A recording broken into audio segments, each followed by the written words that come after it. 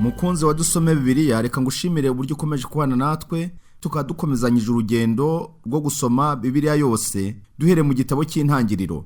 Uyu munsi tukaba tugeze ku gice cya 24. Izaki arambagirizwa umugeni. Aburahamu yari ashaje cyane kandi Uhoraho yari yaramuhaye umugisha muri byose. Aburahamu abwira umugaragu we mukuru wari ushinzwe ibye byose ati, shyira ikiganza cyawe munsi y'ikibero cyanjye, urahire Uhoraho Imana nyir'ijuru n'isi kutazashakira umuhungu wanjye umugeni mu bakobwa b'Abanyakanani dutuyemo, ahubwo uzajye mu gihugu cyacu muri bene wacu, aba ariho ushakira umuhungu wanjye Izaki umugeni. Umugaragu aramubaza ati, mbese uwo mugeni natemera ko tuzana muri iki gihugu, nzajyana umuhungu wawe mu gihugu wavuyemo? Aburahamu aramusubiza ati, uramenye ntuzamujyaneyo. Uhoraho Imana nyir'ijuru wamvanye mu nzu ya data no mu gihugu cya bene wacu yarandahiye ati, iki gihugu nzagiha abazagukomokaho, bityo azohereza umumarayika we agushoboze kubonera umuhungu wanjye umugeni muri bene wacu. Umugeni natemera ko muzana, uzaba ubaye umwere wo kudasohoza icyo warahiye. Icyakora ntuzajyaneyo umwana wanjye. Nuko umugaragu ashyira ikiganza munsi y'ikibero cya shebuja, Aburahamu arabimurahira. Umugaragu afata ingamiya 10 mu za shebuja, afata no mu bintu byiza shebuja yari atunze, aragenda ajya mu mujyi Nahori yari atuyemo mu majyaruguru ya Mesopotamiya. Nimugoroba igihe abagore bajya kuvoma, nibwo yari ageze ku iriba riri hanze y'uwo mujyi, ahabyagiza ingamiya ze. Nuko arasenga ati, Uhoraho Mana ya databuja Aburahamu, mugirira ubuntu unshoboze gusohoza neza umurimo nshinzwe. Dore mpagaze ku iriba kandi abakobwa bo mu mujyi bagiye kuza kuvoma. Ndasaba umwe muri bo ngo nywere ku kibindi cye, nansubiza ati, ngaho nywa, ndetse nduhira n'ingamiya zawe, aba ari we watoranyirije umugaragu wawe Izaki. Nibigenda bityo ndibumenye ko ugiriye ubuntu databuja. Agisenga, umukobwa asohoka mu mujyi atwaye ikibindi ku rutugu. Yari Rebeka mwene Betuweli. Betuweli uwo niwe Milika yabyaranye na Nahori murumuna wa Aburahamu. Rebeka yari mwiza cyane kandi yari akiri isugi. Aramanuka ajya mu iriba, yuzuza ikibindi cye, arazamuka. Umugaragu yirukanka amusanga, aramubwira ati, ndagusabye ureke nsome ku mazi yo mu kibindi cyawe. Ako kanya umukobwa acisha bugufi ikibindi, aramubwira ati, ngaho nywa ushira inyota. Amaze kumuha amazi, aramubwira ati, reka mvomere n'ingamiya zawe nzuhire kugeza ubwo zikuye.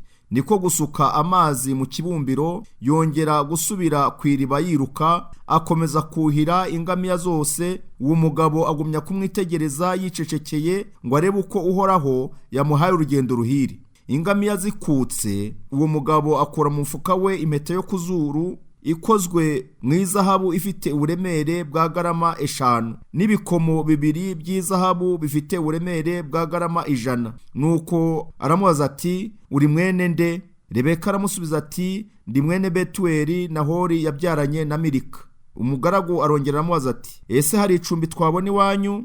Aramusubiza ati, ye, byaboneka, ndetse hari n'icyarire n'ubwatsi bwinshi bw'amatungo.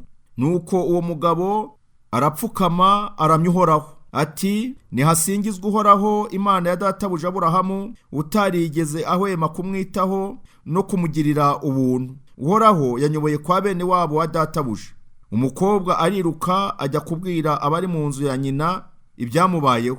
Labani musaza wa Rebeka abyumvise, asohoka yiruka ngo asange wa mugabo ku iriba. Labani yari yabonye impeta n'ibikomo mushiki we yari yambaye, yari yumvise anasobanura ibyo uwo mugabo yamubwiye. Niko gusanga wa mugabo ku iriba ahagaze iruhande rw'ingamiya ze. Labani aramubwira ati, yewe wahiriwe n'Uhoraho, wiguma hanze, ngwino tujye muhira.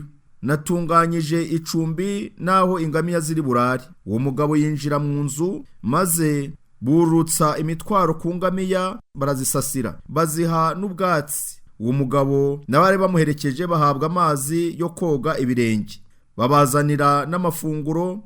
Ariko uwo mugabo aravuga ati, simfungura ntaravuga icy'ingenzi. Labani aramusubiza ati, tuguhaye ijambo.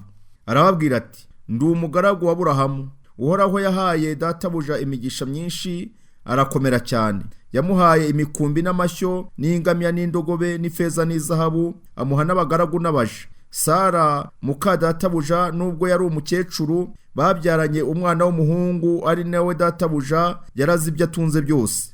Databuja yarandahije ati, ntuzashakire umuhungu wanjye umugeni no mu banyakanani ntuyemo, ahubwo uzajye kumushakira umugeni wacu muri bene wacu. Nuko ndamubaza nti, nakora iki uwo mugeni atemeye ko tuzana? Aransubiza ati, Uhoraho mpora numvira azohereza umumarayika we aguherekeze ugire urugendo ruhire, bityo uzashobora gushakira umuhungu wanjye umugeni iwacu muri bene wacu, ube ushohoje icyo wandahiye. Nubwo bamukwima uzaba ubaye umwere. Uyu munsi nageze ku iriba ndasenga nti, Uhoraho Mana ya databuja Aburahamu, mpa gusoza neza umurimo nshinzwe muri uru rugendo. Dore mpagaze ku iriba, ndaza gusaba umwe mu bakobwa bari buze kuvoma ngo ampe gusoma ku mazi yo mu kibindi cye. Nansubiza ati, ngaho nywa, ndetse nduhira n'ingamiya zawe, azaba ari we watoranyirije mwene databuja. Ngisenga bucece, Rebeka abasohotse mu mujyi atwaye ikibindi ku rutugu, aramanuka ajya mu iriba aravoma. Maze ndamubwira nti, mpa amazi yo kunywa. Ako kanya acisha bugufi ikibindi, arambwira ati, ngaho nywa kandi nduhira n'ingamiya zawe. Nanyoye kandi yuhira n'ingamiya. Namubajije nti, uri mwene nde? Aransubiza ati, ndi mwene Betuweli Nahori yabyaranye na Milika.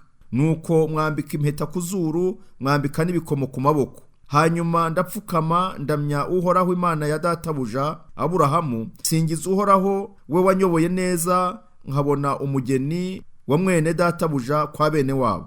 None rero nimushaka kuba abanyamurava mukagirira databuja neza, mumbwire. Nimutabishaka nabwo mubimbwire, ndebe ukundi nabigenza. Labani na Betuweli baramusubiza bati, ibyo byakozwe n'Uhoraho, nta kindi twabivugaho.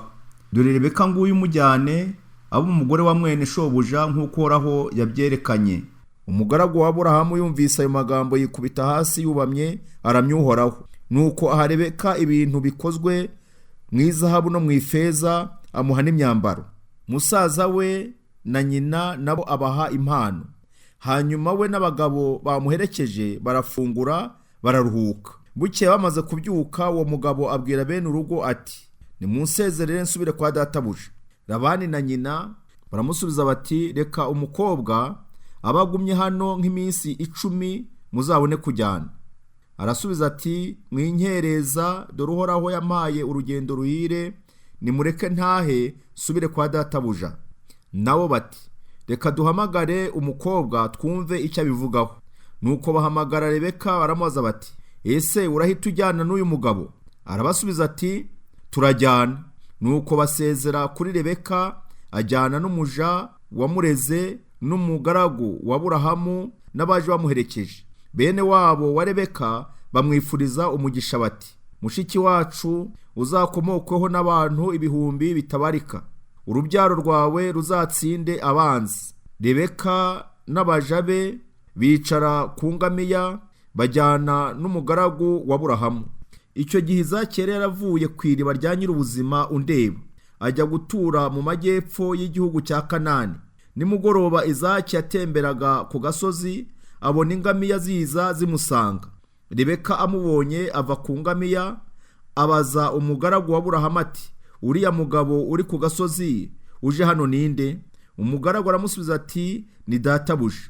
Nuko Rebeka yitwikira umwenda mu maso. Umugaragu atekereza Izaki ibyo yakoze byose. Izaki ajyana Rebeka mu ihema ryari irya nyina Sara, aramurongora, aramukundwakaza. Bityo Izaki yibagirwa urupfu rwa nyina.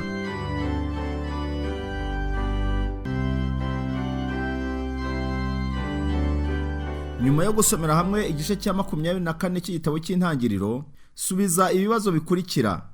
Niki Aburahamu yarashyizeho umutima yakomeje gutekereza cyane gikwiye kuzaba ku muhungu we Izaki igihe azashaka? Mbese yamwifurizaga gushaka umugeni ubonetse wese? Subiza yego cyangwa oya. Ikibazo cya kabiri, ninde yatumye kugira ngo ajye kurambagiriza umuhungu we? Mbese amabwiriza yamuhaye agomba kugenderaho na yahe? Ikibazo cya gatatu, isengesho umugaragu wa Aburahamu yasenze asaba Imana kugira ngo imwereke umugeni ukwiye ryari rikubiyemo ayahe magambo? Sobanura igisubizo cyawe. Ikibazo cya kane, mbese ubwo umugeni yari amaze kuboneka yemeye kujyana n'umugaragu wa Aburahamu cyangwa yagiye kwihisha? Ikibazo cya nyuma, ni iki cyamaze Izaki agahinda k'urupfu rw'umubyeyi we Sara? Imana iguhe umugisha nawe utaha.